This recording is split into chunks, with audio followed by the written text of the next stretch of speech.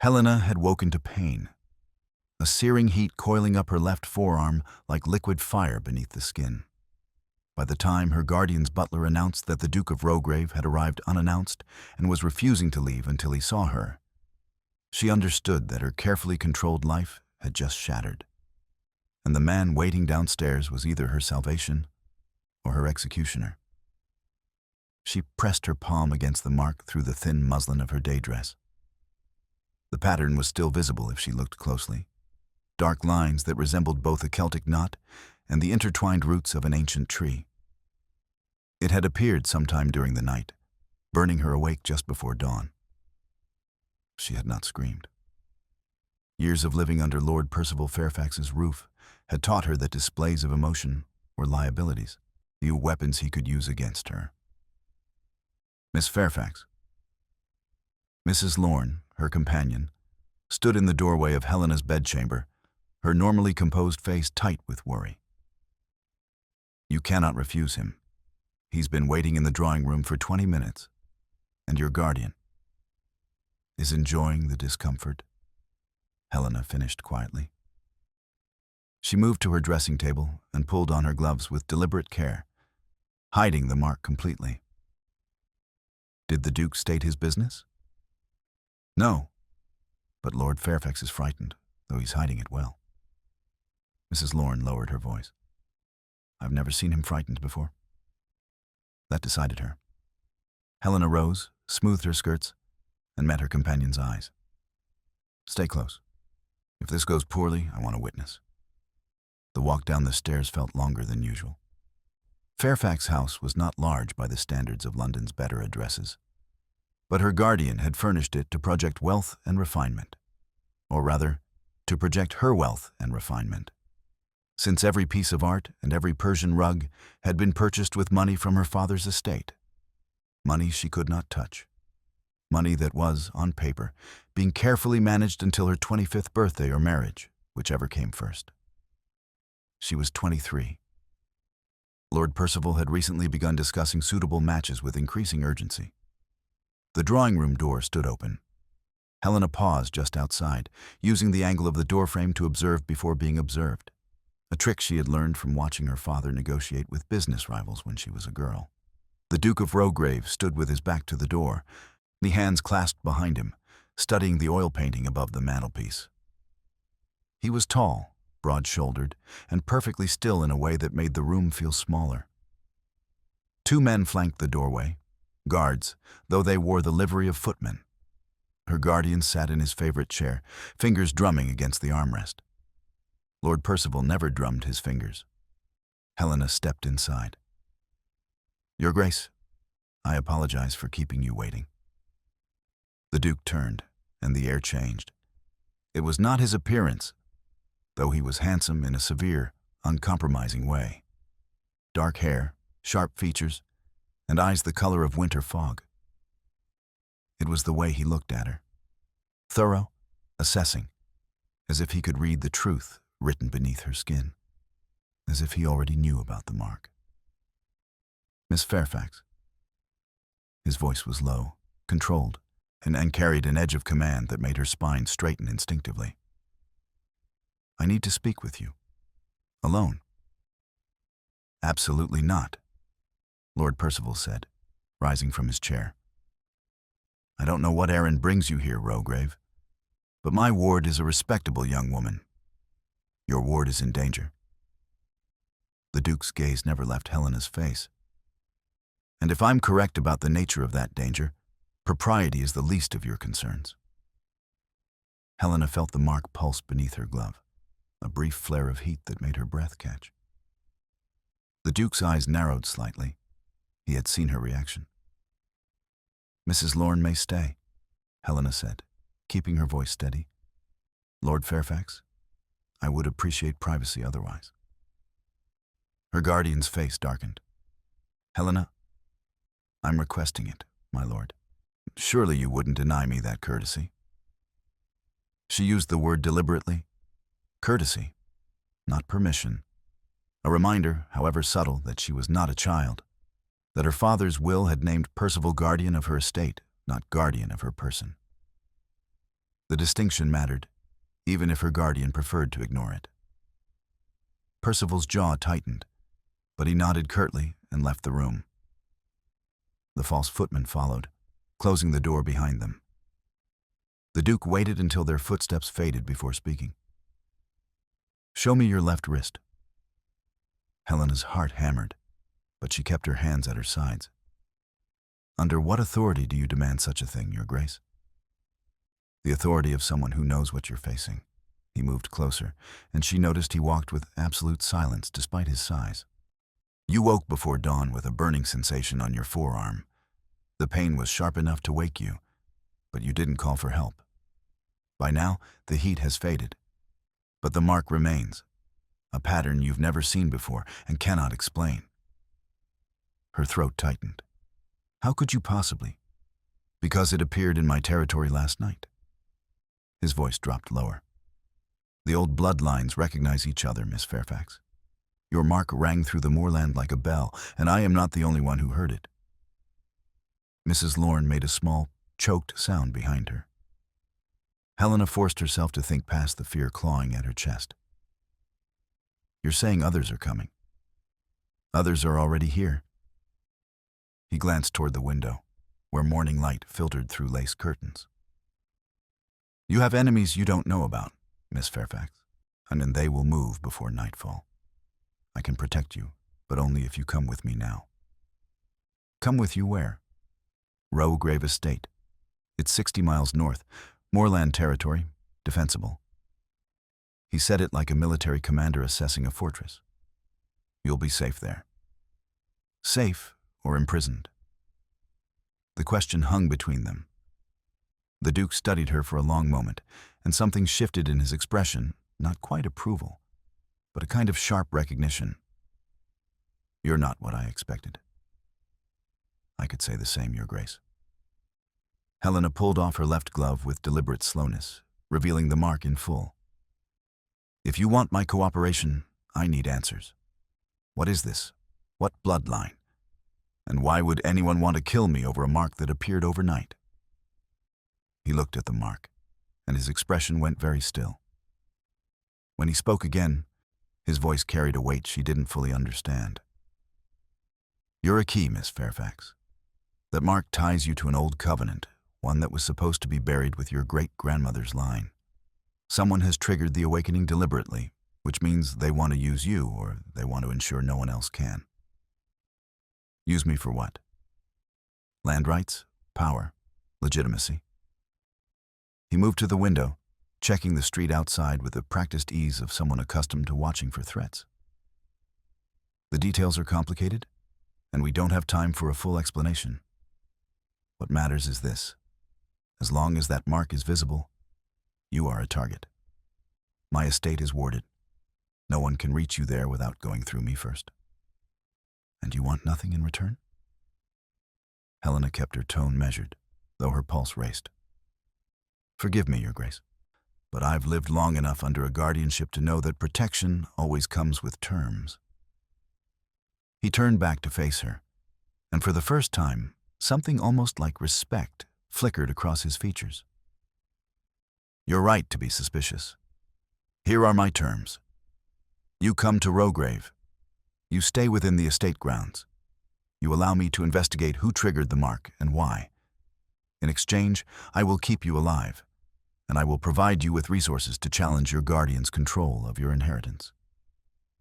Helena's breath caught. "You know about—" "I know Lord Percival Fairfax has been siphoning funds from your accounts for 3 years. I know he's blocking your correspondence and controlling your social access.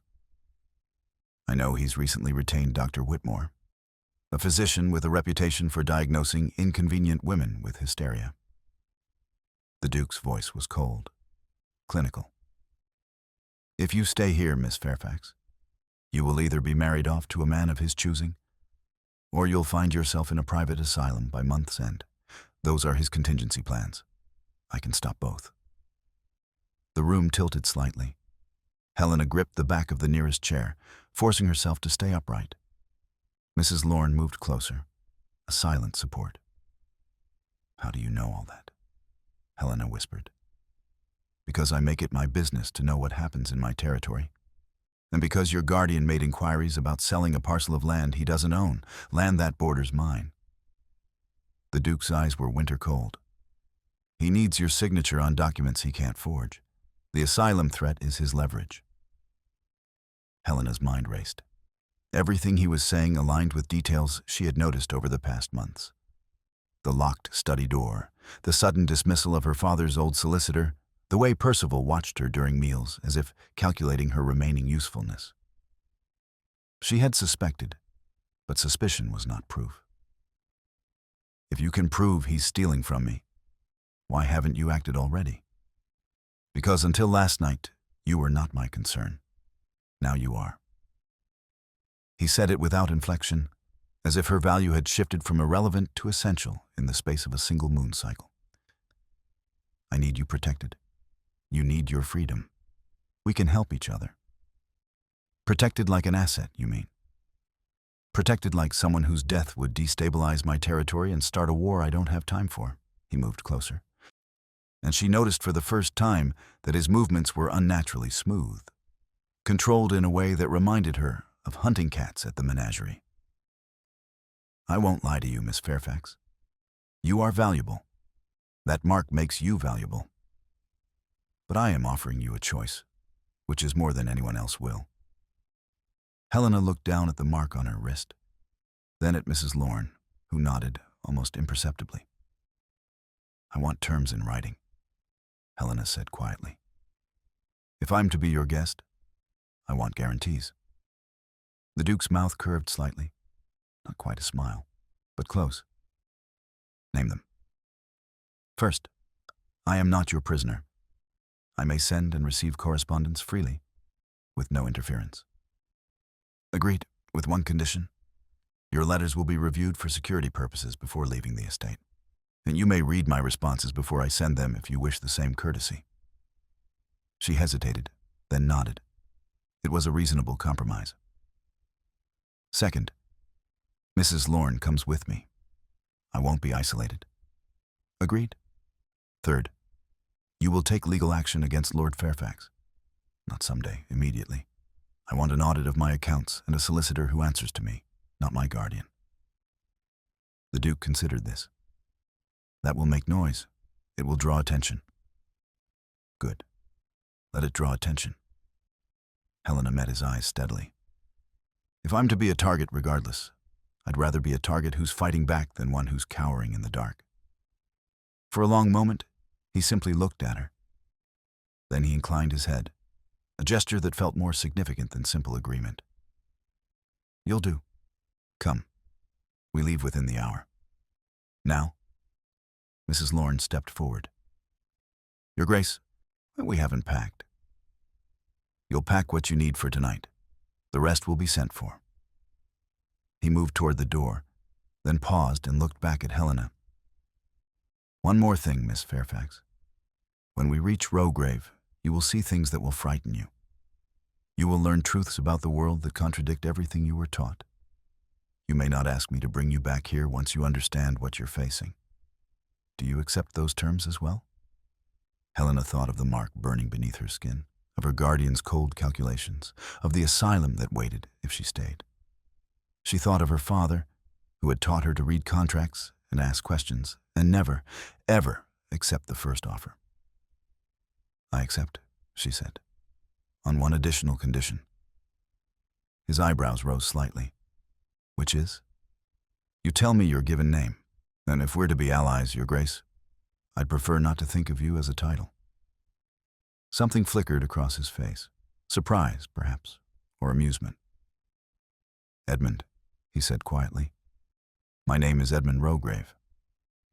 Then we have an agreement, Edmund. She extended her hand, mark visible on her wrist.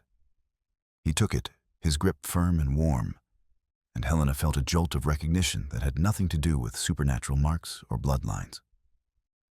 The room seemed to narrow to just the two of them, to the point where their hands met in the unspoken acknowledgement that they were both gambling on an alliance neither fully trusted. Pack quickly, he said, releasing her hand. And Miss Fairfax, Helena, stay away from the windows. Then he was gone, the door closing softly behind him. Helena stood frozen for a moment, her hand still tingling where he had touched it. Mrs. Lorne was already moving, gathering shawls and practical items, muttering under her breath about dukes and moors and impropriety. But Helena barely heard her. She was looking at the mark on her wrist, at the pattern that had rewritten her life overnight, and wondering what kind of man could speak of territory and warfare and old bloodlines as if they were simple facts. Wondering what she would become in his world. Wondering if she was brave enough to find out. The carriage that waited outside was not the ducal vehicle Helena had expected. It was well made but deliberately unmarked, with blackout curtains and reinforced doors. The two footmen took positions on the driver's box, and Helena noticed they both wore blades beneath their coats. Lord Percival appeared as she descended the front steps, his face mottled with barely suppressed rage. "You cannot simply abscond with my ward, Rowgrave. I have Miss Fairfax's consent and her companion as chaperone. If you have objections, you may present them to my solicitor, Mr. Graves, who will contact you tomorrow regarding the audit." Edmund handed Helena into the carriage with impersonal efficiency. "I suggest you organize your records carefully." Percival's face went white. "You have no right. I have every right to investigate financial irregularities that affect land bordering my estate. Good day, Fairfax." The carriage door shut with a decisive click. Edmund sat opposite Helena and Mrs. Lorne and rapped twice on the ceiling. The vehicle lurched into motion, and Helena watched through a gap in the curtain as Fairfax House receded. Her guardian stood on the steps, unmoving, his expression murderous. "He'll retaliate," she said quietly. "Yes." Edmund didn't sound particularly concerned. "But his options are limited now.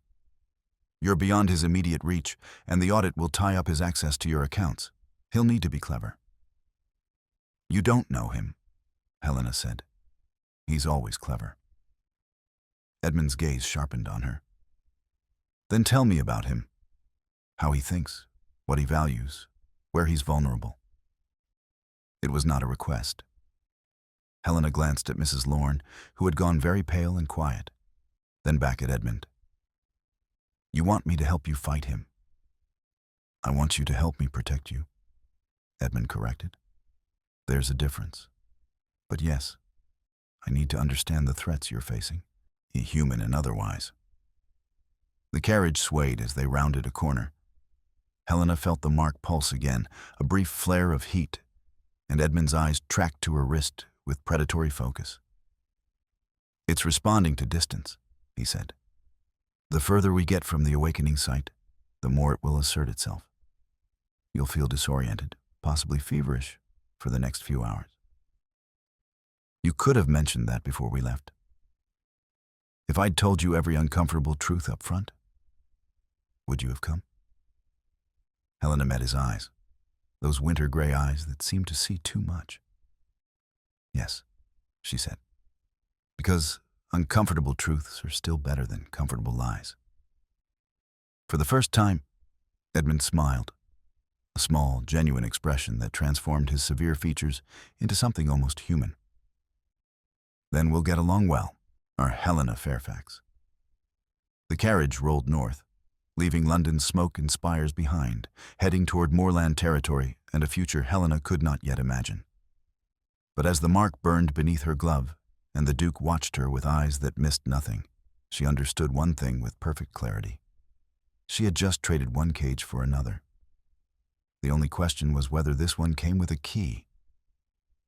The estate rose from the moorland like something out of a fever dream, stone and shadow, ancient and unyielding. Helena caught her first glimpse of it as the carriage crested a hill, and her breath stopped. Rowgrave was not a house.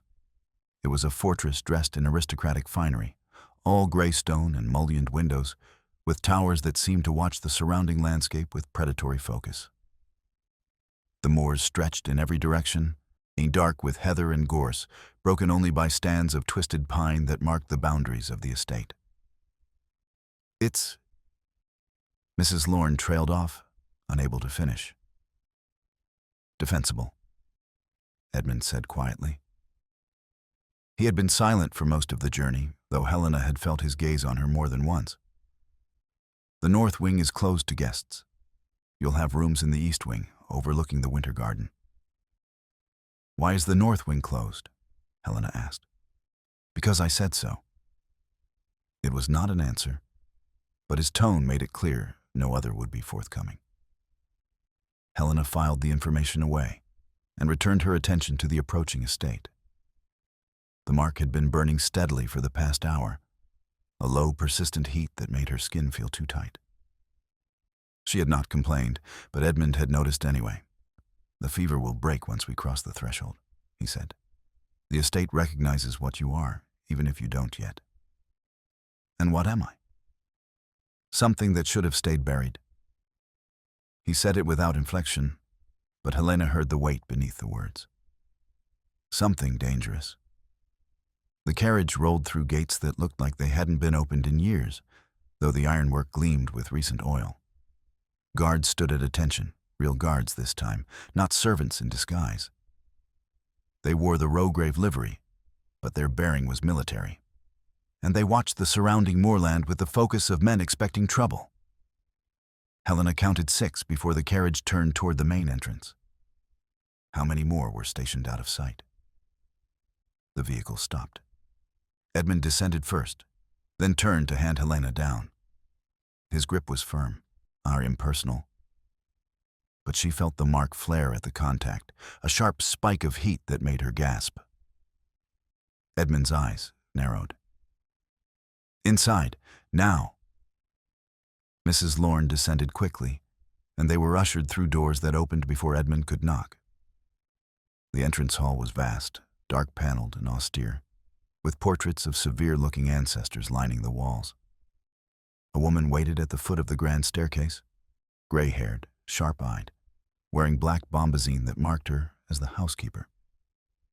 "Mrs. Keswick," Edmund said, "these are my guests. Miss Fairfax and Mrs. Lorne require rooms prepared immediately.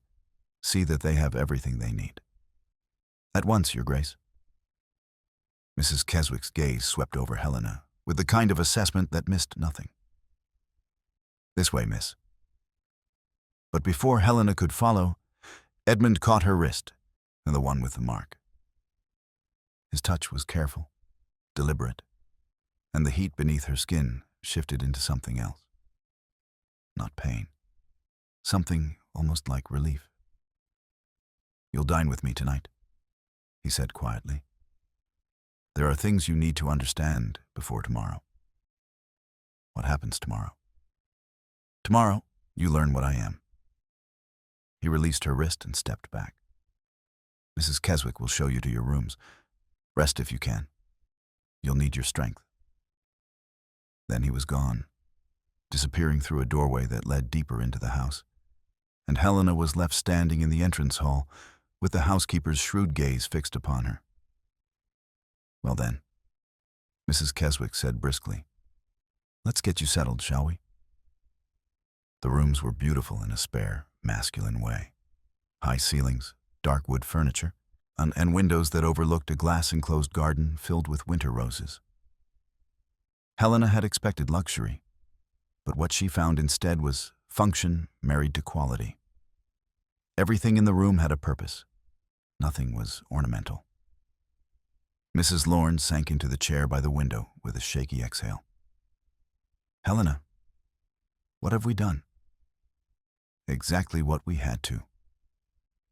Helena removed her gloves and studied the mark in the fading afternoon light. The pattern seemed to shift as she watched, the lines rearranging themselves into configurations that almost made sense. "Did you notice the guards?" "I noticed everything." Mrs. Lorne pressed a hand to her chest. "This place feels wrong. Not evil precisely, but other." "Yes." Helena moved to the window. From here she could see the moorland stretching toward the tree line. The sun was setting, painting the landscape in shades of amber and blood. "Edmund said the estate would recognize what I am. What do you think he meant?" "I think," Mrs. Lawrence said carefully, that we are no longer in the world we knew. And I think that man downstairs is far more dangerous than any London gentleman. Helena thought of Edmund's stillness, the way he moved, the control in every gesture. Yes, he is. And yet you trust him. I don't trust him. Helena touched the mark absently. But I trust that his interests align with mine. For now, that's enough. A knock at the door interrupted them. A young maid entered, carrying a tea tray and what looked like Helena's traveling case. Begging your pardon, miss, but His Grace sent these up. Said you're to drink the tea, it'll help with the fever. Helena took the cup. When the tea smelled of herbs she didn't recognize, with an underlying bitterness that made her hesitate. It's not poison, the maid said quickly. His Grace wouldn't. She stopped, as if catching herself. He wants you well, miss. For dinner. Helena drank. The tea was bitter, but within moments the burning in her arm began to ease. She looked at the maid more closely, young, perhaps 18, with dark hair and eyes that were too old for her face. What's your name? Marjorie, miss. The girl bobbed a curtsy. I'm to attend you during your stay. If you need anything at all, you're to ring for me straight away. Thank you, Marjorie. Helena set down the cup. Can you tell me about the estate? About His Grace? Marjorie's expression shuddered. I couldn't say, miss, and that's not my place. Then tell me what you can say. The girl hesitated, glancing at the door as if afraid of being overheard. Finally, she said, The Duke is a good master. Fair, if you follow the rules. But there are rules, miss. Important ones. Don't go into the north wing after dark. Don't wander the grounds alone. And if you hear anything strange at night, howling like you're to stay in your room with the door locked. Howling, Helena repeated. Yes, miss. The moors can be dangerous after sunset. Marjorie curtsied again and fled before Helena could ask more questions. Mrs. Lorne had gone pale. Howling. Good Lord, Helena. I know. Helena returned to the window. The sun had nearly set now, and the moorland looked different in the gathering dark, wilder, more primal. She thought of Edmund's words. Tomorrow, you learn what I am. She had agreed to come here knowing she would face frightening truths. But standing in this strange room, watching darkness swallow the moors, Helena wondered if she had underestimated just how far from her old world she had traveled. Dinner was served in a private dining room that felt more intimate than Helena had expected. The table could have seated 20, but only 2 places were set, one at the head, one to the right. Edmund was already present when Mrs. Keswick showed Helena inside, dressed in evening clothes that made him look even more severe. He stood as she entered. Mrs. Lorne is being served in her room. I thought we should speak privately. About the howling on the moors?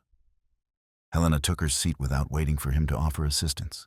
Or about what you intend to show me tomorrow? Edmund's mouth curved slightly, not quite a smile. You've been asking questions. I've been trying to understand what I've walked into. Sensible. He gestured, and servants appeared with the first course, soup that smelled of game and herbs. They withdrew immediately, closing the doors behind them. What did Marjorie tell you? That there are rules, that the moors are dangerous, that I should stay in my room if I hear howling. Helena met his eyes across the table. She's afraid of something, Edmund.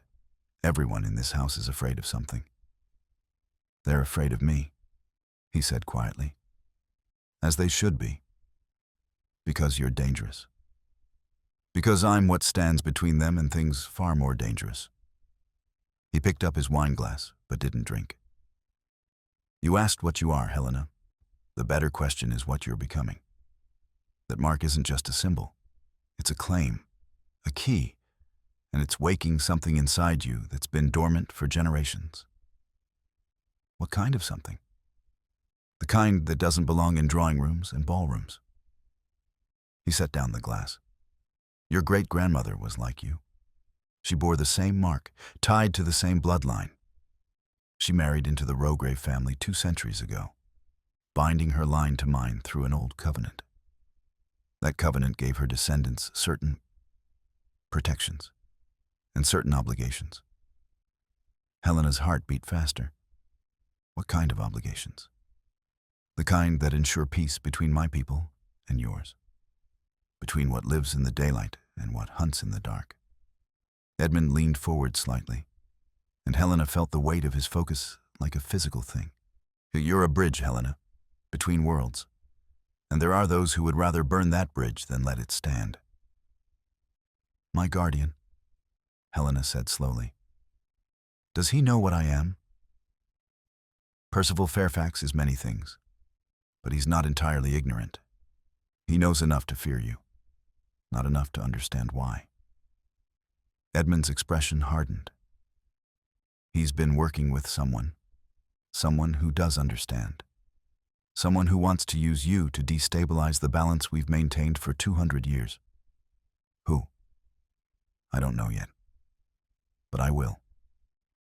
He spoke with absolute certainty.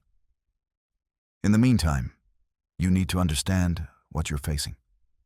Tomorrow morning, you'll see what I am, what my people are. It will frighten you. You'll want to run. But if you do, you'll be dead within a week. Helena forced herself to keep her voice steady. And then it's fortunate I don't run easily. No. Edmund studied her across the table. You don't, do you? You negotiate. You observe. You find leverage. He paused. That's why you'll survive this. The servants returned with the next course, and the conversation shifted to safer topics. The estate, the surrounding villages, the logistics of managing moorland territory. But Helena's mind kept circling back to Edmund's words. What lives in the daylight and what hunts in the dark. Tomorrow, you learn what I am. She thought of the guards, the locked north wing, the howling Marjorie had warned against. And she thought of the way Edmund moved, silent and controlled, like something that had learned to wear human skin but hadn't forgotten what lay beneath. By the time dessert was served, Helena had made a decision. I want to see it tonight, she said quietly. Whatever you plan to show me tomorrow, I want to see it now. Edmund went very still. That's not wise. Neither was coming here in the first place. But I did. And I won't spend the night lying awake, imagining horrors. Helena met his eyes. Show me. Let me choose how I respond, instead of waiting for dawn. For a long moment, Edmund said nothing. Then he rose from the table and extended his hand. Very well, he said. But understand this, Helena. Once you see, you cannot unsee. And you cannot leave. Not until this is finished. Helena took his hand. I understand. Then come with me. He led her through corridors she hadn't seen before, deeper into the house. The walls here were bare stone, the floors uncarpeted. They passed no servants, no guards. Just endless stretches of shadow broken by occasional oil lamps. Finally, Edmund stopped before a heavy oak door reinforced with iron. He produced a key from his waistcoat and unlocked it. This is the north wing, he said. What you're about to see is known only to those who live it. If you speak of this to anyone outside these walls, I cannot protect you from the consequences. I won't speak of it. He pushed the door open. Beyond lay a corridor lined with what looked like meeting rooms. Maps covered the walls, marked with symbols Helena didn't recognize. Tables held ledgers, correspondence, reports written in a hand she assumed was Edmund's. This is where I manage the real work of the territory, he said. The Duke of Rograve is a useful fiction, a face I show the human world. But my true authority comes from something older. He led her to the largest room, a council chamber with a round table and high-backed chairs. At the far end stood another door, this one marked with symbols that made Helena's mark burn. Beyond that door is what you need to see. Edmund turned to face her. I'm going to shift, Helena. My form will change. I'll become something that shouldn't exist according to everything you were taught. You'll be afraid. That's natural. But I need you to understand, I am in control. I am still myself, and I will not hurt you. Helena's throat tightened. Show me. Edmund removed his coat with deliberate care, then his waistcoat. His movements were precise, controlled, as if he were preparing for surgery rather than transformation. He met her eyes once more. Don't run, he said quietly. Then he changed, and it wasn't like anything Helena had imagined. There was no screaming, no dramatic convulsion. One moment Edmund stood before her, and the next his form was shifting, bones restructuring, muscles expanding, skin giving way to fur. The change was fluid, almost beautiful in its terrible efficiency. And then he was no longer a man. The wolf was massive, easily the size of a draft horse, with fur the color of storm clouds and eyes that remained winter gray. He moved toward her with that same controlled silence, each step deliberate, and Helena's body screamed at her to flee. But she didn't. She held her ground as the wolf approached, as it lowered its enormous head to look at her directly. This close, she could see the intelligence in those eyes, Edmund's intelligence, unchanged, despite the shift in form. You're still you, she whispered. Not the wolf made a sound low in its chest, not quite a growl, more like acknowledgement. Then it sat, a clear gesture of non-aggression, and Helena understood what he was showing her. Power, yes. Danger, absolutely. But also control, choice, restraint. She reached out slowly and touched the fur between his ears. It was softer than she expected, warm beneath her palm. The wolf went utterly still, as if afraid to move and break the moment. This is what you protect them from, Helena said. The people in the village, the servants. They're afraid of you because you're standing between them and others like you, others who aren't as controlled. The wolf huffed agreement. And the mark makes me part of this world. Helena pulled her hand back, looked at the pattern on her wrist. It means I can't just be protected. I have to understand. I have to choose. The wolf held her gaze for a long moment. Then the change began again, and within seconds Edmund stood before her once more, human and composed despite having just been something else entirely. He retrieved his clothing and dressed with the same methodical care. When he spoke, his voice was carefully neutral. You didn't run. No. You touched me. Yes. Helena's hand still tingled with the memory of fur and warmth. You said you wouldn't hurt me. I believed you. Something shifted in Edmund's expression. Surprise, perhaps, or something deeper. Most people who see what I am the first time can't bear to be in the same room afterward. I'm not most people. Helena straightened her shoulders. Now, tell me what happens next. What does this mark mean I have to do? Edmund studied her for a long moment, and then he moved to the table and spread out one of the maps. Come here. There's a great deal you need to learn, and we have very little time. They spent the next 2 hours in the council chamber, and Helena learned the truth of her new world. There were more shifters than she'd imagined, hundreds, perhaps thousands, living hidden among the human population. They organized themselves into packs, territories, hierarchies.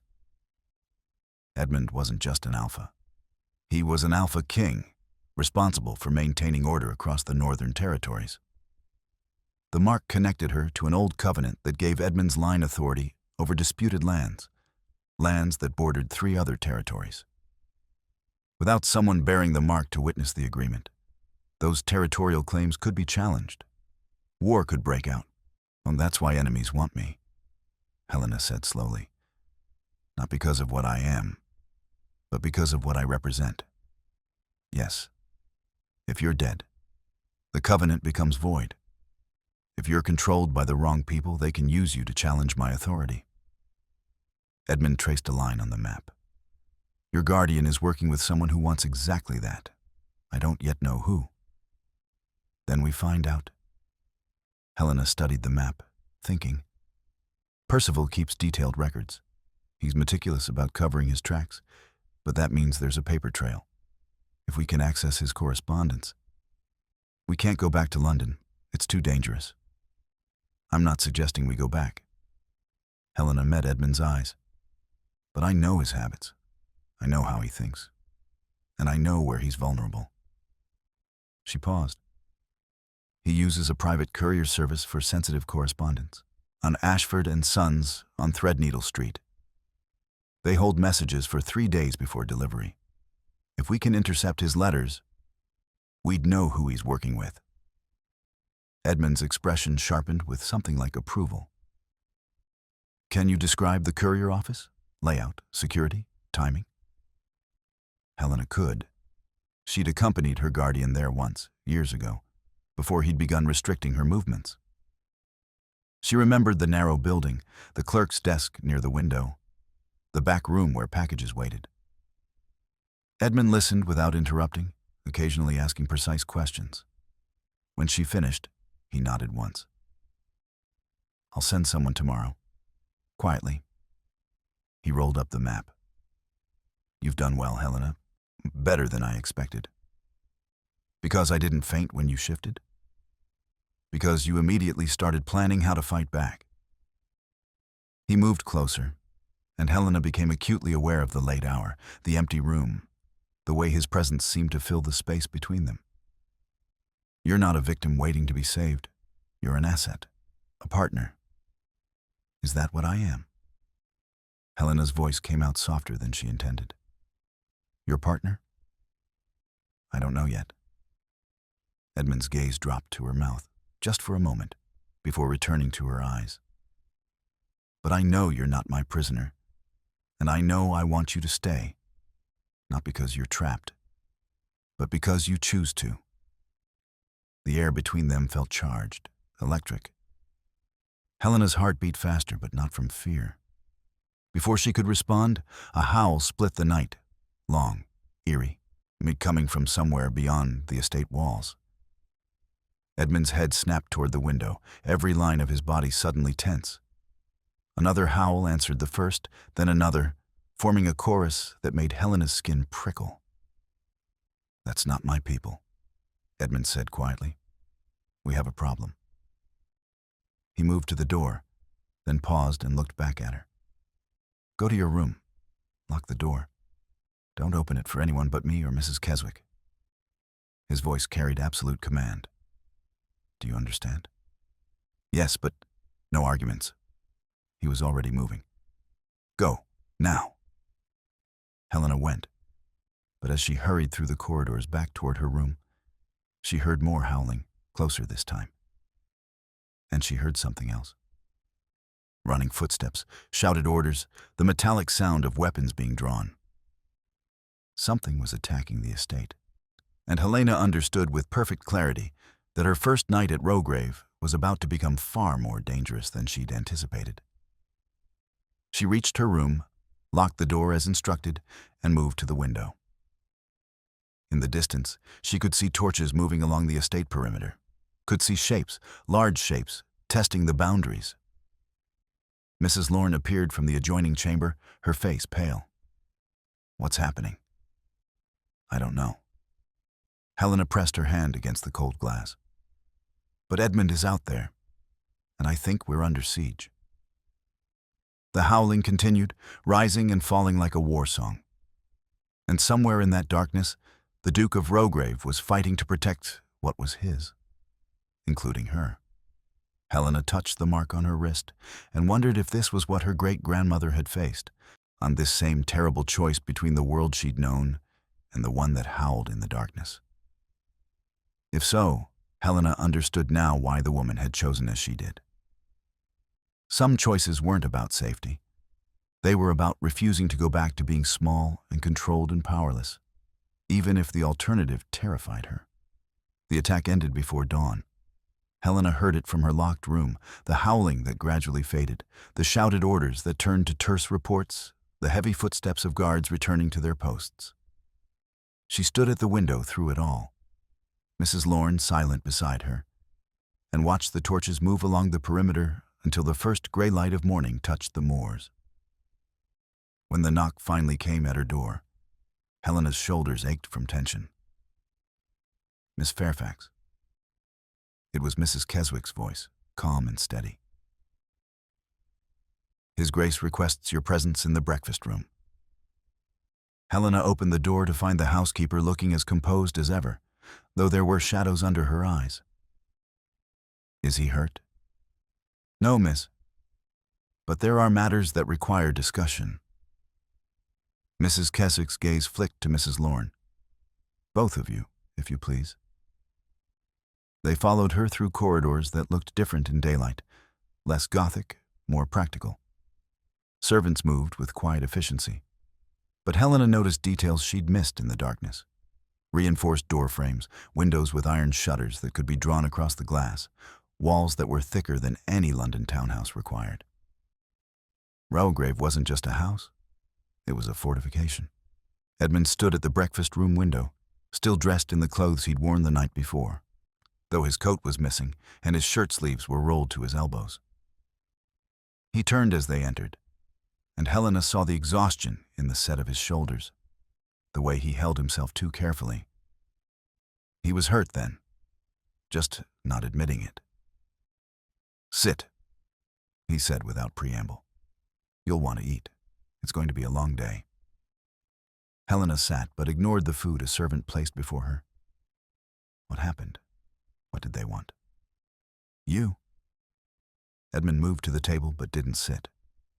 "They tested our defenses at 3 points simultaneously, coordinated, which means they're organized and well-informed. We drove them back, but they'll try again." "How many were there?" 15 that we counted. Rogues mostly, but there were 2 who moved with pack discipline. Someone's hiring muscle." His gaze sharpened on her. They weren't trying to breach the house. They were testing response times, watching for weaknesses, preparing for a real assault. Mrs. Lorne made a small sound of distress. Helena reached over and squeezed her hand, then looked back at Edmund. "They followed my scent from London," she said quietly. "Didn't they? They knew I'd arrived. Most likely. The mark makes you distinctive. Any shifter within 10 miles would have felt it when you crossed into the territory." Edmund finally sat, his movements controlled despite obvious pain. "Which means we have a problem. I thought we'd have more time before they moved. The fact that they attacked within hours of your arrival suggests someone told them exactly when you'd be here." The implication hung in the air like smoke. "A spy," Helena said. "In your household. Or in your guardian's." Edmund's expression was grim. "The courier interception I mentioned last night, I sent someone before dawn. They should return by midday. Once we know who Percival is corresponding with, we'll understand the scope of what we're facing." Helena's mind raced through possibilities, connections, patterns. The timing of the mark's appearance wasn't random, was it? Someone triggered it deliberately. "Very good." Edmund's tone held that same note of approval she'd heard before. "The moon cycle required is rare, but it can be tracked by anyone with knowledge of the old bloodlines. Someone wanted you marked. Someone wanted you visible. So, I'd be vulnerable, so my guardian could move against me while supernatural threats kept me off balance." Helena felt the pieces clicking into place. This isn't just about the Covenant. It's about control. If Percival can prove I'm unstable, seeing things, making wild claims about wolves and territories, he can have me committed. And if I'm declared incompetent, he controls my inheritance permanently. Mrs. Lorne gasped. "Helena, surely not." "He retained an asylum doctor 3 months ago," Helena said flatly. "Edmund told me yesterday. That's not coincidence. That's preparation." She met Edmund's eyes across the table. "My guardian is working with someone who understands your world. Someone who can manipulate supernatural elements while Percival handles the legal framework. Together, they get what they want. I'm neutralized. The covenant becomes void, and territorial disputes can be reopened, which destabilizes my authority and makes war inevitable. Edmund leaned back in his chair, studying her. Well, you see it clearly. I spent years watching my guardian manipulate contracts and negotiations. I recognize the structure. Helena's hands tightened in her lap.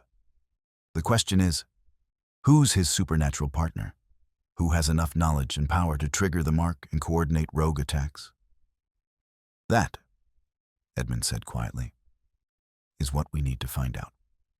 Soon. A knock at the door interrupted them. A guard entered, one of the men Helena had seen on the carriage the previous day. He moved with that same controlled grace as Edmund, and she understood suddenly that he was a shifter too. Your Grace, the messenger has returned early. Says it's urgent. Edmund was on his feet immediately. Bring him to my study. Miss Fairfax, come with me. Mrs. Lorne, Mrs. Keswick will see you back to your rooms. No. Helena stood. If this concerns me, Mrs. Lorne should hear it. She's in danger too, and she deserves to know why. Edmund paused and then nodded once. Very well. All of you then. They followed him to a study Helena hadn't seen before. Smaller than the council chamber, lined with books and maps, with a desk covered in correspondence. The messenger was already there. A young man with mud-stained clothes and the same predatory stillness all the shifters seemed to possess. Report, Edmund said. The messenger laid several letters on the desk. Intercepted from Ashford and Sons, as requested. 3 letters from Lord Fairfax to a Mr. Silas Crowe, and 2 replies. The content is, Your Grace should read them yourself. Helena's breath caught. Silas Crowe, I know that name. Edmund looked at her sharply. From where? My father's funeral. He was there. I remember because he stood apart from the other mourners. Dark hair, cold manner. My guardian spoke with him afterward, but they moved out of earshot when they saw me watching. Helena's pulse quickened. I thought he was a business associate, but my father never mentioned anyone by that name. Edmund was already breaking the seal on the first letter. He read in silence, his expression growing colder with each line. Finally, he looked up. Silas Crowe is my beta. The words fell like stones into still water. Helena stared at him. You're what? Second in command, my most trusted advisor. Edmund's voice was utterly flat. He's been with me for 15 years, fought beside me, helped build the peace we've maintained. He set the letter down with careful precision. And according to this, he's been corresponding with your guardian for 6 months, planning every detail of your entrapment. Mrs. Lorne made a choked sound. Helena forced herself to focus. What do the letters say? Edmund handed them to her without comment. Helena read quickly, her hands steady despite the churning in her stomach. The conspiracy was laid out in clinical detail. Percival's theft coordinated with Silas's intelligence. The marks triggering time to the moon cycle. Crowe's promise to ensure Helena would be contained within Rograve's walls until the right moment. The moment to force Edmund's hand, strip his territorial authority, destabilize the peace. He was going to imprison me here, Helena said slowly. Under the guise of protection, keep me compliant until you had no choice but to surrender your claims. Yes. Edmund's fury was cold, controlled, but absolute. And I would have done it. To keep you alive, I would have negotiated away everything my family built. He looked at the messenger. Where is Crowe now? In the North Wing, Your Grace. He returned from a patrol an hour ago. Doesn't know we intercepted the letters. Keep him there. Tell him I need him for a council meeting at noon. No one speaks to him before then. I want him isolated. Edmund's gaze cut to Helena. I need to think. This changes everything. No, Helena said quietly. This changes nothing. We always knew there was a conspiracy. Now we know who's behind it. That's an advantage, not a setback. An advantage? Edmund's tone was sharp. My beta has betrayed me. My household security is compromised. Which means he's predictable. Helena set the letters down and moved closer to the desk, her mind already racing through possibilities. He thinks we don't know. He thinks we're still blind to his involvement. That gives us leverage. Edmund stared at her. You want to use him. I want to trap him, and my guardian. Both of them. Helena's voice steadied as the plan took shape. Percival is expecting me to be neutralized, either through confinement here or through a complete break with reality. If we give him what he expects, if we make him think his plan is working, he'll move openly. He'll make mistakes. What are you proposing? Helena took a breath, knowing what she was about to suggest would be dangerous, possibly reckless. But it was the only way to take the offensive, instead of constantly defending. I go back to London. The room went utterly silent. Mrs. Lorne surged to her feet. Absolutely not. Hear me out. Helena kept her gaze locked on Edmund. Percival thinks I'm broken, thinks I'm seeing monsters and losing my grip on reality. What if I let him think that? What if I return to London, appear unstable, give him enough rope to hang himself? He'll have you committed within a day, Edmund said flatly. Not if I'm cleverer than he is. Not if I document everything, his theft, his conspiracy, his coordination with Crow, and place that documentation with someone he can't touch. Your solicitor, a magistrate, someone with authority. Helena's words came faster now, fueled by the same sharp clarity that had helped her survive years under her guardian's control. I give Percival what he wants, a hysterical ward making wild accusations about wolves. But I also give the authorities what they need, proof of fraud, conspiracy, and attempted wrongful confinement. They'll never believe you, Mrs. Lorne whispered. They'll believe the ledgers. They'll believe forged signatures and documented theft. They'll believe a pattern of financial manipulation that started the moment my father died. Helena turned to Edmund. You said you could prove my guardian was stealing from me. Prove it. Give me documentation so solid no court could ignore it. Then let me walk into his trap, but on my terms, with my own escape route prepared. Edmund was very still, his gaze locked on hers. You'd be bait. I'd be a weapon. Helena straightened her shoulders. He's been treating me like a chess piece for years. It's time I reminded him I'm a player. For a long moment, Edmund said nothing. Then he looked at the messenger. Leave us. Tell Crow nothing has changed. Council meeting at noon, as planned. The messenger departed. Edmund moved to the window, his back to the room, and Helena watched the tension in his shoulders, the way his hands flexed at his sides. If I let you do this, he said quietly, and something goes wrong, then I'll handle it, the same way I've been handling Percival for years. Helena moved closer, and she was near enough now to catch his scent, wood smoke and pine and something darker, wilder. It steadied her, even as it made her pulse quicken. You said I wasn't a victim waiting to be saved. Prove it. Let me fight. Edmund turned, and the look in his eyes was fierce, almost desperate. He was close enough now that she could feel the heat radiating from his body, could see the golden flecks in his winter-gray eyes. You don't know what you're asking. If Percival moves faster than we anticipate, then I adapt. Helena held her ground, even though every instinct told her to step back or step closer. Edmund, I can't stay here hiding behind your walls while my guardian and your beta dismantle everything from the outside. This is my inheritance, my freedom. I won't let them take it while I cower in safety. Safety?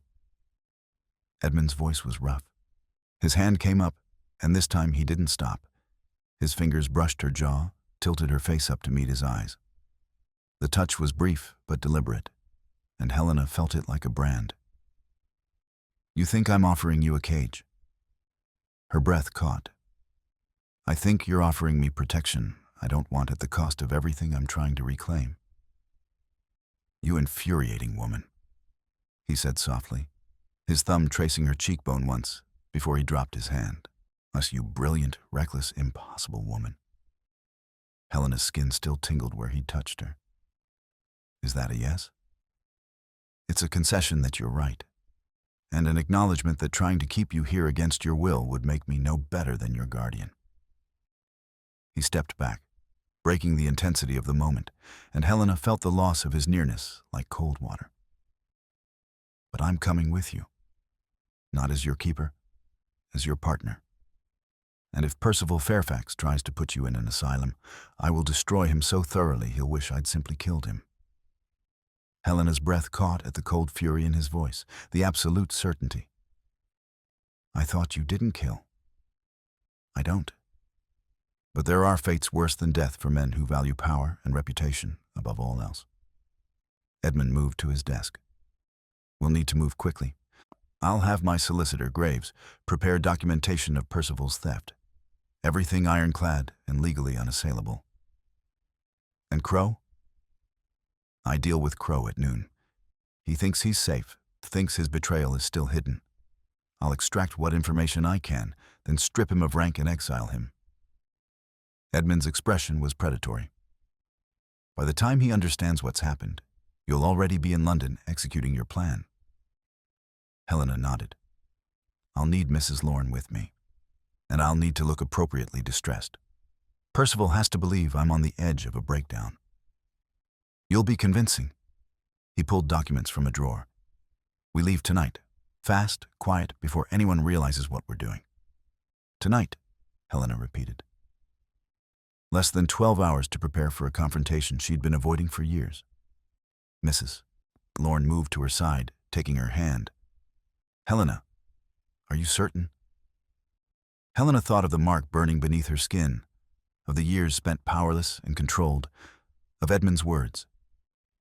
You're not a victim. You're an asset, a partner. I'm certain, she said quietly. This ends now, on my terms. Edmund looked up from the desk, and something passed between them, understanding, respect, and beneath it all, a pull she felt in her chest, in the mark on her wrist, in the space between one breath and the next. He nodded once, decisive. Then let's plan a war. They spent the morning with Edmund's solicitor, Mr. Graves, a sharp-eyed older man who had built an ironclad case against Percival. 3 years of documented fraud.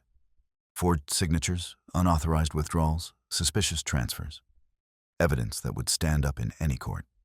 Helena and Edmund worked side by side at the study table, close enough that their shoulders nearly touched when they leaned over the maps and ledgers. She was aware of him in ways she hadn't allowed herself to notice before. The warmth of his body beside hers, the way his voice dropped lower when he explained territory boundaries, the brief moments when their hands brushed reaching for the same document. Each touch was incidental. Each touch felt deliberate. This goes here, Edmund said quietly, his hand covering hers on a piece of correspondence. Hidden in the lining of your traveling case. Graves has made 3 copies, one sewn into your corset, one with Mrs. Lorne, one with me. Helena looked at their hands, at the way his fingers completely engulfed hers. She should pull away. Instead, she turned her palm up, let their fingers tangle for just a moment. Thank you, she said, for trusting me to do this. Edmund's grip tightened briefly before he released her. I don't trust this plan, but I trust you. The distinction mattered. Helena felt it settle in her chest like warmth. By afternoon, everything was prepared. Edmund excused himself for the council meeting with Crow, and Helena watched from the study window as he crossed the courtyard toward the north wing, flanked by guards. She pressed her hand against the cold glass and wondered what it cost him to face 15 years of trust betrayed. When he returned an hour later, his expression was carved from stone. It's done, was all he said. We leave at dusk. Helena spent the remaining hours with Mrs. Lorne, deliberately mussing her appearance, loosening her hair, rumpling her dress, making herself look like a woman who'd been through an ordeal. By the time dusk painted the moors in shades of amber and shadow, she was ready. Edmund met her in the entrance hall. He changed into dark traveling clothes, and there were shadows under his eyes that spoke of exhaustion and fury held under rigid control. "Are you ready?" he asked. "Yes." He studied her for a long moment, and Helena saw something flicker in his expression.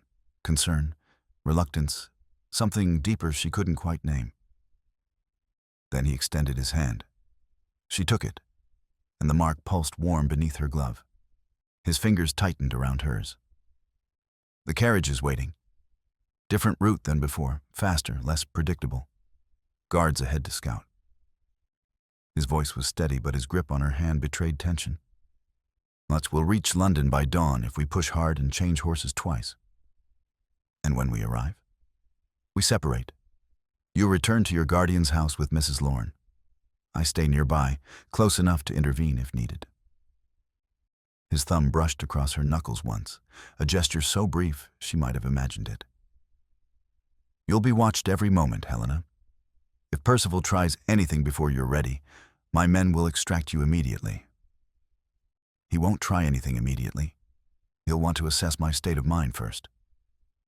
Helena reluctantly released his hand. "But Edmund, what about the rogues?" "They won't attack in London. Too many witnesses, too much human authority. The danger is here, on the moors." He gestured toward the door, "Which is why we leave now." They moved quickly, Helena and Mrs. Lorne into the carriage, and Edmund and 2 guards on horseback. As the vehicle lurched into motion, Helena looked back at Rograve Estate, at the gray stone silhouetted against the darkening sky. She had been there less than 2 days, but something had shifted fundamentally in those hours. Not just her understanding of the world, but her understanding of herself, of what she was capable of when she stopped accepting other people's limitations. The journey passed in tense silence. They changed horses twice, pushing hard through the night. Helena dozed fitfully, waking to see Edmund through the window, always within sight, always watching. Each time their eyes met through the glass, she felt that pull again, that awareness that went deeper than strategy or alliance. Dawn was breaking when they reached London's outskirts. The city emerged from morning mist, smoke and stone, narrow streets, the familiar sounds of commerce waking.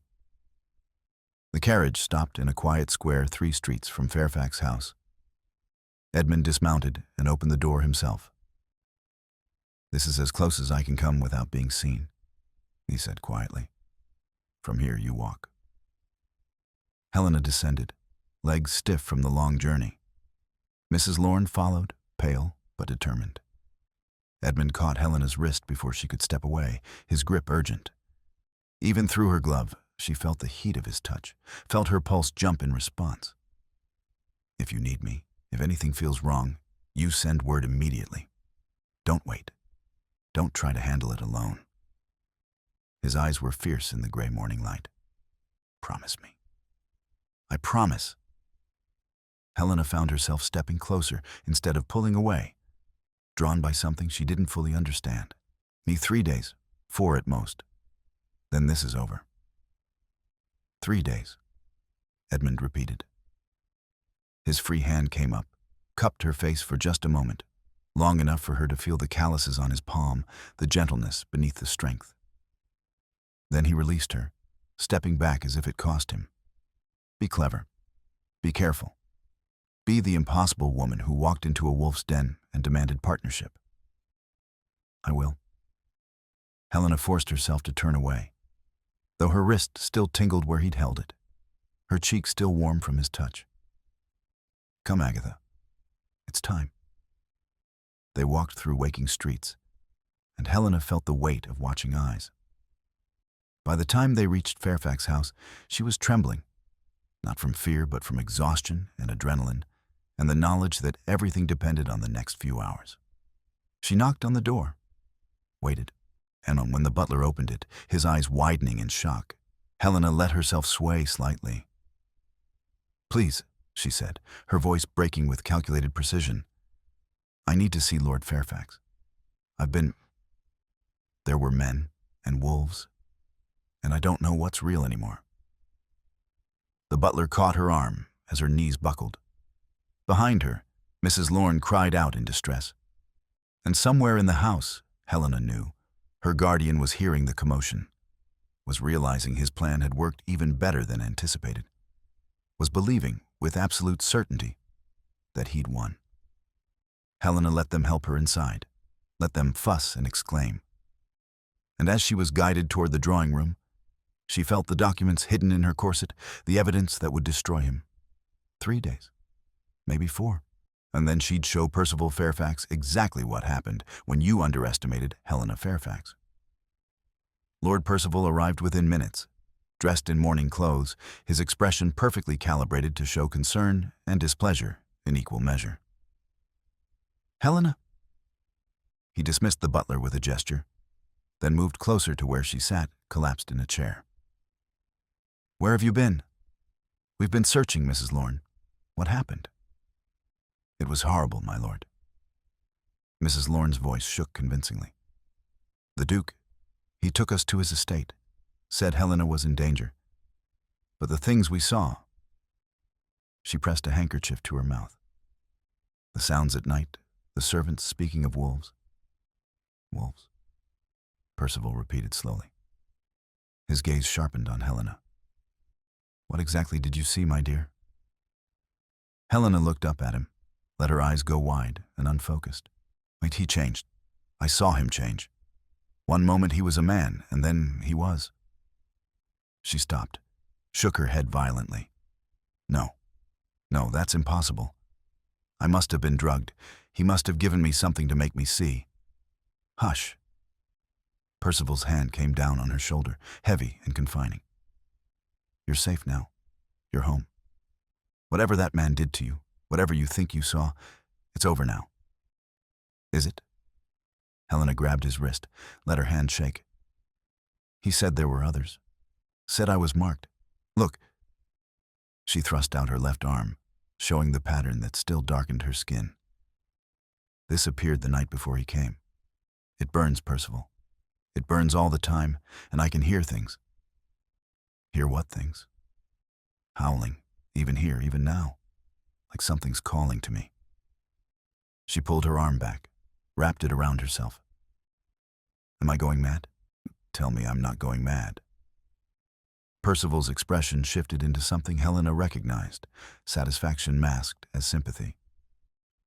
"No, my dear, you're not mad. But you've clearly been through a traumatic experience. Perhaps even been given substances that affected your perception. The Duke of Rograve is known for his eccentricities. I should never have let him take you." "You couldn't have stopped him," Helena whispered. "He was so strong, so certain. And when he looked at me, I felt—" She stopped, let tears gather in her eyes. "I don't know what I felt. Terror and safety all at once. It doesn't make sense." "Of course it doesn't. That's what happens when someone with power decides to prey upon vulnerable young women." Percival straightened, his tone turning brisk. "You need rest. Medical evaluation. Dr. Whitmore should examine you." "No." Helena surged to her feet, swaying. "No doctors. I just need sleep. Please, Percival, just let me sleep." He studied her for a long moment, calculating. Finally, he nodded. "Very well. Rest today. But tomorrow we discuss what happened. And Helena—" He caught her chin, forcing her to meet his eyes. "You will not speak of wolves or transformations to anyone outside this house. Do you understand? Such talk could damage your reputation irreparably. People would think you unstable." There it was, the threat wrapped in concern. "I understand," Helena whispered. "Good girl." He released her and turned to Mrs. Lorne. "See that she rests. I'll have a tray sent up. And Mrs. Lorne, I'll want your full account of what transpired." every detail. Of course, my lord. They escaped to Helena's room, and the moment the door closed, Helena straightened, the trembling facade falling away. Mrs. Lawrence stared at her. My God, you're terrifying when you want to be. I learned from the best, Helena said quietly, moving to the window. Somewhere out there, Edmund was watching, waiting. He believes it. Percival believes I'm broken. And Dr. Whitmore will be summoned within days. Percival will want medical documentation of my instability. Helena touched the papers hidden in her corset. But that works for us. The more he pushes, the more we document. His concern, his insistence, his efforts to control my narrative. A knock at the door made them both freeze. A maid entered with a tea tray, set it down with a curtsy, and departed. Helena examined the tea carefully. Laudanum, she said after a moment, recognizing the bitter scent. Mild dose, but enough to keep me compliant. She poured it out the window, then lay down on the bed fully clothed and closed her eyes. 3 days, maybe 4. She could survive 3 days. Outside, London moved through its rhythms, commerce and society, laws and propriety. And in that room, Helena Fairfax prepared for the final confrontation, the one that would prove, once and for all, that she was nobody's victim, nobody's pawn, nobody's prisoner. Not anymore. 2 days passed in careful performance. Helena played her role with precision, the traumatized ward, confused and frightened, prone to staring out windows and flinching at sudden sounds. She allowed Percival to see her distress, allowed the servants to whisper about her strange behavior, allowed Mrs. Lorne to fuss and worry in ways that would be reported back to her guardian. And all the while, she documented everything. Every conversation, every threatening word wrapped in false concern, every attempt to control her movements or limit her access to the outside world. On the 3rd morning, Dr. Whitmore arrived. Helena heard the carriage from her window and felt her pulse quicken. This was it. The moment Percival would try to have her declared incompetent. The moment she would spring her trap. She was ready. Dr. Whitmore was exactly what she'd expected.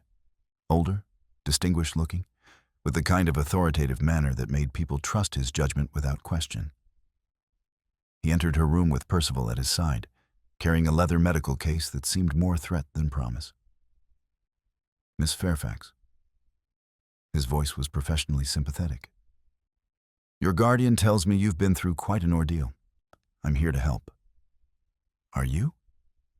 Helena stayed by the window, let her voice tremble slightly. Or are you here to prove I'm mad?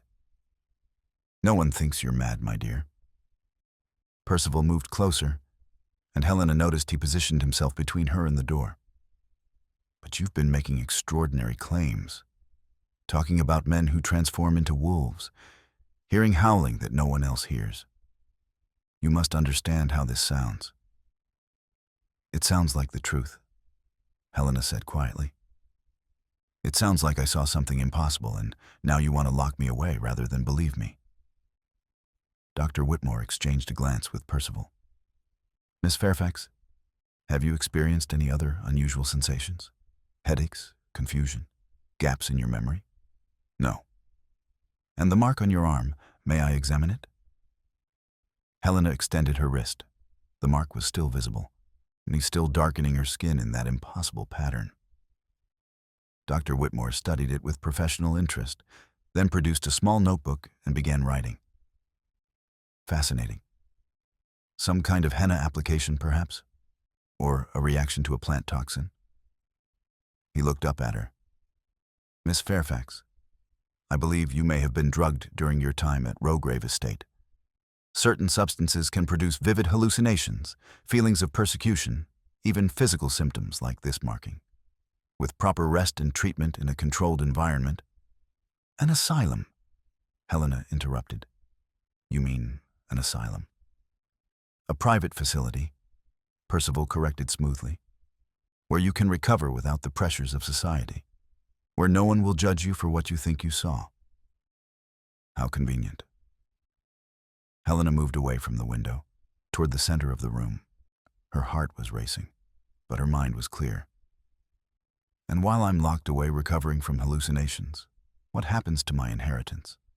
To the estate that's legally mine? Percival's expression hardened. Your inheritance will be managed appropriately, as it has been. Managed, Helena repeated. Is that what you call stealing? The room went very still. Dr. Whitmore cleared his throat.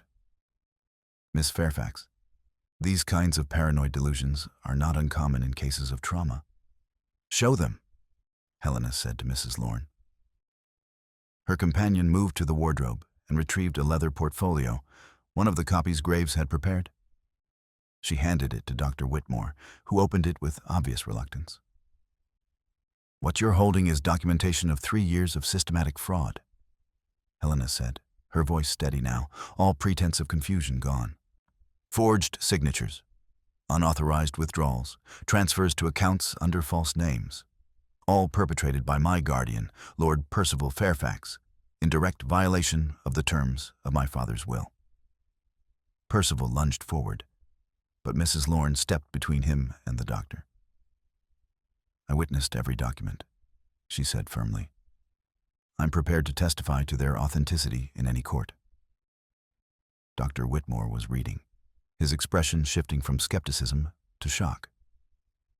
Lord Fairfax, these are serious allegations. Lies, Percival snarled. Fabrications produced by the Duke of Rograve to discredit me. The man has clearly manipulated my ward, turned her against her own family. I have no family, Helena said coldly. I have a thief who's been systematically stealing from me since my father died. A thief who retained you, Dr. Whitmore, for 3 months ago, long before I ever met the Duke, specifically to provide medical justification for having me committed should I ever discover the truth. Dr. Whitmore looked up sharply. Is this true? Of course not. Because if it is, Helena continued, then you're complicit in attempted fraud and wrongful confinement. And I have solicitors prepared to pursue both criminal and professional charges against you. The doctor's face had gone pale. He looked at the documents again, then at Percival, then back at Helena. I need to consult with my colleagues. This is highly irregular. You need to leave, Helena said. And you need to decide whether you want to be complicit in a crime or whether you want to walk away now before this destroys your reputation and career. Dr. Whitmore gathered his things with shaking hands. Lord Fairfax, I cannot in good conscience proceed with any evaluation under these circumstances. If these allegations are true, they are not. Then you should have no objection to an independent audit of Miss Fairfax's accounts. The doctor moved toward the door. I'll be returning these documents to my office for review. Good day. He fled. The moment the door closed, Percival turned on Helena with barely contained rage. You stupid girl. Do you have any idea what you've done? I've stopped you. Helena stood her ground. The audit is already underway. Mr. Graves, the Duke's solicitor, filed papers with the court yesterday. By week's end, every transaction you've made in the past 3 years will be scrutinized by magistrates and solicitors who have no reason to protect you. You think the Duke will protect you? Percival moved closer, and Helena saw murder in his eyes. You think he wants anything more than access to your estate?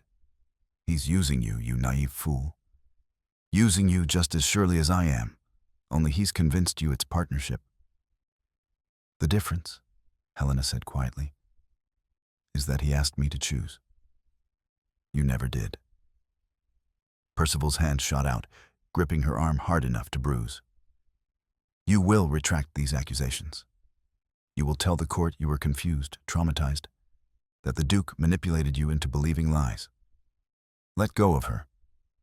Mrs. Lorne's voice was sharp. Now, my lord, or I will scream loud enough for every servant in this house to hear. For a moment, Helena thought he might actually strike her. Then footsteps sounded in the hallway, rapid, urgent, and a servant burst through the door. My lord, there are men here. They say they have a warrant. Edmund entered behind the servant, flanked by 2 magistrates and Mr. Graves. He'd been waiting 3 streets away with the authorities, Helena realized. Close enough to hear if she needed him, ready to intervene the moment Dr. Whitmore fled with evidence of Percival's crimes. He was dressed as the Duke of Rograve, formal, authoritative, every inch the aristocrat. But Helena saw the predator beneath the polish, saw the cold fury in his winter-gray eyes as he took in Percival's grip on her arm. "Release her," Edmund said quietly. "Now." Percival dropped Helena's arm and stepped back. "Rograve, I should have known You should have known better than to steal from someone under my protection." Edmund moved into the room, and despite the magistrate's presence, despite the formality of the situation, he carried himself like a wolf among sheep. "Mr. Graves has presented evidence of fraud and conspiracy to 3 separate magistrates. They've issued a warrant for your arrest, Fairfax, and an emergency injunction suspending your guardianship of Miss Fairfax." One of the magistrates stepped forward, producing papers. "Lord Percival Fairfax, you are hereby charged with fraud, theft, and conspiracy to commit wrongful confinement. You will accompany us immediately for questioning." "This is outrageous. You can't possibly believe." "We believe the evidence," the magistrate said coldly, "which is substantial and well documented. Your Grace, Miss Fairfax, you have the court's gratitude for bringing this matter to light." They took Percival away in irons. Helena watched from the window as he was placed into a magistrate's carriage, still protesting, still certain he could talk his way free. But she knew better. Graves had been thorough. The evidence was ironclad. Percival Fairfax was finished. When she turned back, the room was empty except for Edmund and Mrs. Lorne. "It's done," Helena said quietly. She felt suddenly exhausted, the adrenaline draining away and leaving her shaky. "It's actually done." "Not quite." Edmund moved to her side, his presence solid and steady. "There's still the matter of your guardianship. With Percival removed, the court will need to appoint someone else until you reach 25. Unless I marry," Helena finished. She looked up at him. "Which would grant me immediate legal independence?" "Yes." Edmund's gaze was unreadable. "Though I'm hoping you won't choose that option simply to escape one form of control for another." "I won't," Helena assured him. "The court can appoint a temporary guardian, someone with no financial interest in my estate. I can survive 2 more years if it means I keep my freedom." "Good."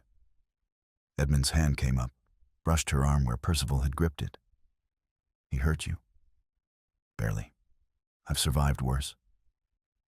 But she didn't pull away from his touch. "Edmund, there's something else." Crow. If he told the rogues I'd be in London? As if summoned by her words, a howl split the afternoon air. Edmund's head snapped toward the window, every line of his body suddenly tense. Another howl answered, closer this time, and Helena heard screaming from the street below. "They're here," Edmund said grimly, "in broad daylight. Desperate or stupid, I don't know which." His expression darkened. "Only 3, from what I can hear. The rest scattered after we broke their attack at the estate. These are the desperate ones, the ones with nothing left to lose." He turned to Mrs. Lorne. "Get Helena out of this house, now. My men are outside. They'll take you somewhere safe." "No." Helena grabbed his arm. "I'm not running while you fight. Helena, I'm the one they want. If I run, they'll chase me, and innocent people will die in the crossfire." She met his eyes. "But if I'm here, if they come for me, you can trap them, or end this." Edmund stared at her, and she saw the war in his expression, the need to protect her warring with the knowledge that she was right. Finally, he nodded once, sharp and decisive. "Mrs. Lorne, bar the door after we leave. Don't open it for anyone but me or Graves." He looked at Helena. "You stay with me. Close, If I tell you to run, you run. Understood? Understood. They moved quickly, Edmund leading her down the stairs toward the back of the house. Helena could hear chaos in the streets, more screaming, the sound of something heavy crashing through wood, men shouting orders. Edmund's guards were already engaged, trying to contain the rogues while protecting civilians. They burst into the garden, and Helena saw them.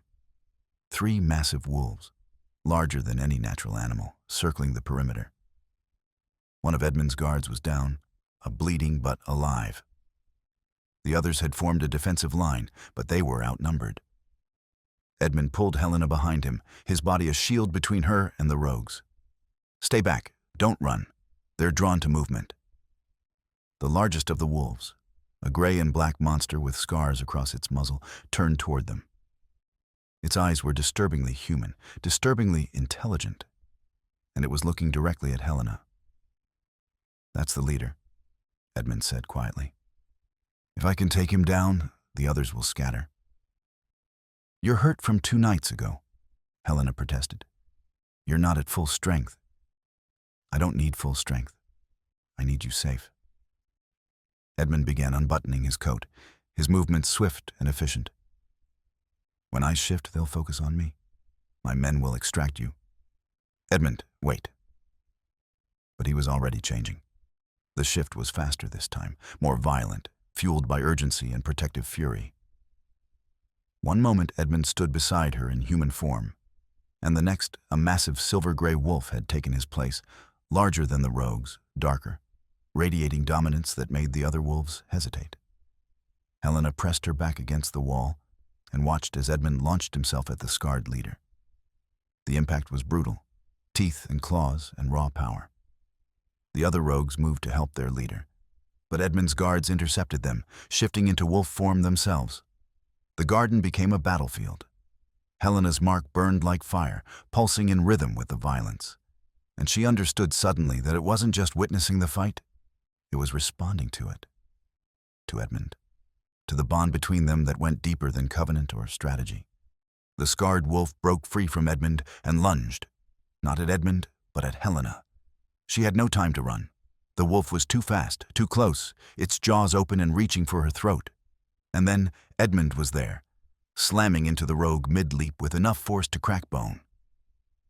They tumbled together, a mass of fur and fury, and when they separated, the rogue was limping badly.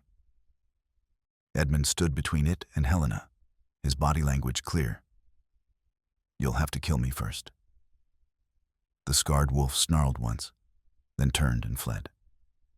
The other rogues followed, disappearing over the garden wall and into London's warren of streets and alleys. Silence fell, broken only by ragged breathing and low whimpers from the injured. Edmund shifted back to human form, reaching for his discarded coat with shaking hands. There was blood on his chest, near his own or the rogue's, Helena couldn't tell, and exhaustion written in every line of his body. But when he looked at her, his eyes were fierce and bright. Are you hurt? No. Helena moved toward him without thinking. You're bleeding. It's nothing.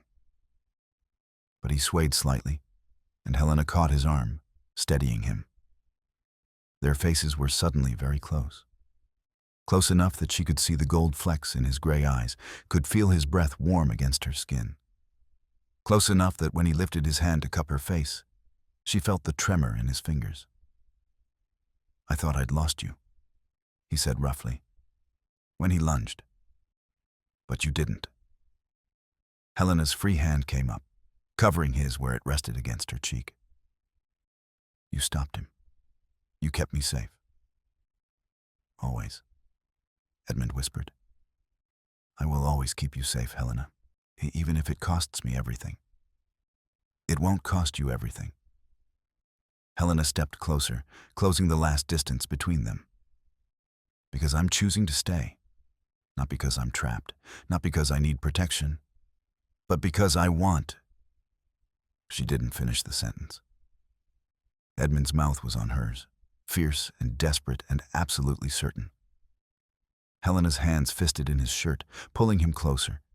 and she kissed him back with everything she'd been holding back, all the fear and fury and impossible longing of the past week.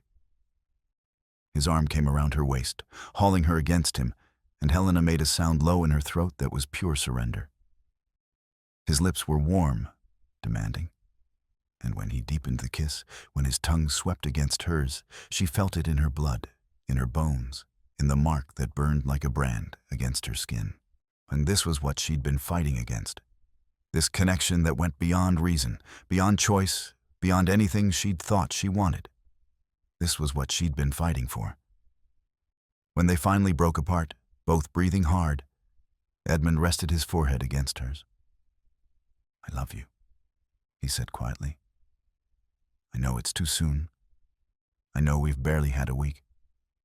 But I love you, Helena Fairfax. And I will spend the rest of my life proving that choosing me isn't a mistake." Helena's throat tightened. "It's not too soon. Because I love you too." She pulled back just enough to meet his eyes. "Not the Duke, not the Alpha. You, Edmund, the man who gave me partnership instead of protection. The man who let me fight." He kissed her again, softer this time, reverent. "Then fight with me, not as my ward or my responsibility, as my partner, my equal." Helena glanced toward the street beyond the garden wall, where she could hear Edmund's guards managing the aftermath, calling for constables, spinning stories of escaped circus animals and mass panic that would satisfy London's authorities far more easily than the truth ever could. The witnesses would remember fear and chaos, but the details would blur under the weight of reasonable explanations. They always did. "You're Luna?" Helena said quietly, turning back to him. Edmund went very still. "You understand what that means? What you'd be taking on?" "I understand that it means standing beside you, helping you maintain the peace you've built, using my skills, my observation, my negotiation, my stubborn refusal to be controlled, to make your territory stronger." Helena smiled slightly. "I understand that it means I'll never be bored again. You'll never be safe again either. There will always be threats, always be challenges." "Good." Helena kissed him once more, quick and fierce. "Because I'm done with safety that feels like a cage. I want a life that feels like freedom, even if it's dangerous, even if it's impossible." "Especially if it's impossible," Edmund murmured against her lips. They stood there in the ruined garden, blood spattered and exhausted and absolutely certain. While around them, Edmund's guards shifted back to human form and began securing the perimeter, while London moved through its oblivious rhythms beyond the walls, while the sun moved toward evening and painted everything in shades of amber and gold. "Come back to Rograve with me," Edmund said finally. "Not as a prisoner, not even as a guest. As someone who belongs there. As someone who belongs with me." "Yes," Helena said simply. "But first..." She turned to the house, to where Mrs. Lorne stood in the doorway, with tears streaming down her face and a smile that could have lit the darkest night. "Mrs. Lorne comes too," Helena said firmly. "She's family. She stays with me." "Of course." Edmund's arm tightened around her waist. "Anyone you want, anything you need." "I meant what I said, Helena. You're my partner. That means your people are my people. Your needs are my priority. Your choices shape our future." Helena leaned into him, feeling the solid warmth of his body, the steady beat of his heart. Feeling, for the first time in years, like she was exactly where she was meant to be. "Then let's go home," she said quietly. And with Edmund's hand clasped firmly in hers, with Mrs. Lorne following and guards falling into formation around them, Helena Fairfax walked away from the house that had been her prison and toward the life she had chosen. Toward the moors and the ancient estate and the impossible man who had seen her not as something to possess, but as someone to stand beside.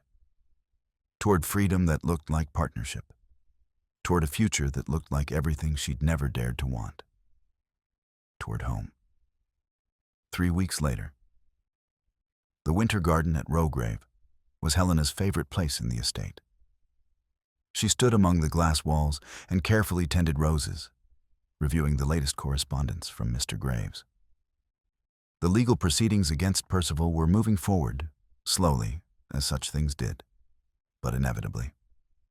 He would spend years in prison, his reputation destroyed, his theft repaid with interest. Justice, the Helena had learned, was satisfying in ways she hadn't expected. "There you are." Edmund's voice came from the doorway, warm with affection. He crossed to where she stood, sliding his arms around her waist from behind and pulling her back against his chest. "Graves again. Confirming that the last of my father's estate has been recovered. Everything Percival stole, every forged transaction, it's all been reversed." Helena set the letter aside and turned in Edmund's embrace. "I'm officially wealthy again. Were you ever not wealthy?" Edmund's mouth curved. "You always had the most valuable asset, yourself." Flatterer. But Helena smiled, reaching up to trace the line of his jaw. 3 weeks, and she still found new details to notice. The way his eyes softened when he looked at her. The strength in his hands that was always tempered with gentleness when he touched her. "I spoke with the council this morning," Edmund said. "They've formally recognized you as Luna. It's official now. You have authority equal to mine within the territory." Helena raised her eyebrows. "That must have been a difficult conversation." "It was brief. I made it clear that anyone who challenged your position would answer to me personally." Edmund's expression was entirely too satisfied. There were no challenges, especially after Crow's exile. Helena's hand tightened briefly on the letter.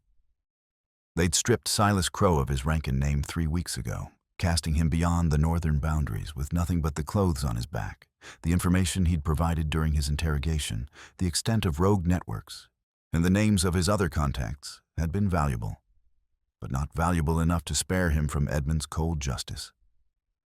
Exile was a living death for a pack wolf. Crow would spend the rest of his days as a rogue himself, belonging nowhere, trusted by no one. It was, Helena had decided, a fitting punishment for a man who'd traded loyalty for power. "No," she agreed quietly. "I imagine there weren't." "Mrs. Lorne asked me to tell you dinner will be ready within the hour," Edmund said. "She's made her famous roast, apparently, and threatened me with a wooden spoon if we're late." Helena laughed. "She's settled in well. She's terrifying. I'm fairly certain she runs this household more effectively than Mrs. Keswick." Edmund pressed a kiss to Helena's temple. "But she makes you happy, so she can terrorize my staff as much as she likes." "You're too good to me." "No." Edmund turned her to face him fully, his expression serious now. "I'm exactly as good as you deserve, which means I spend every day trying to be better than I was yesterday." Helena's throat tightened. She reached up, cupped his face in both hands, and kissed him, slow and deep and full of promise. His arms tightened around her, pulling her closer, and she felt the mark pulse warm against her skin. The bond between them had settled into something she understood now. Not a cage, not a compulsion, but a connection, a recognition that they were stronger together than apart, that they had chosen each other and would keep choosing each other for all the days and years ahead. When they broke apart, Edmund rested his forehead against hers.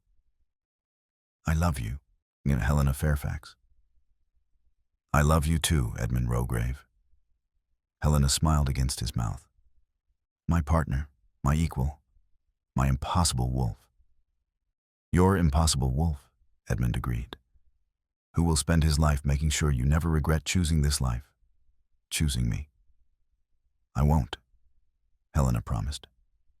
"Because this life, this wild, dangerous, beautiful life, is exactly what I wanted, even when I didn't know I was allowed to want it."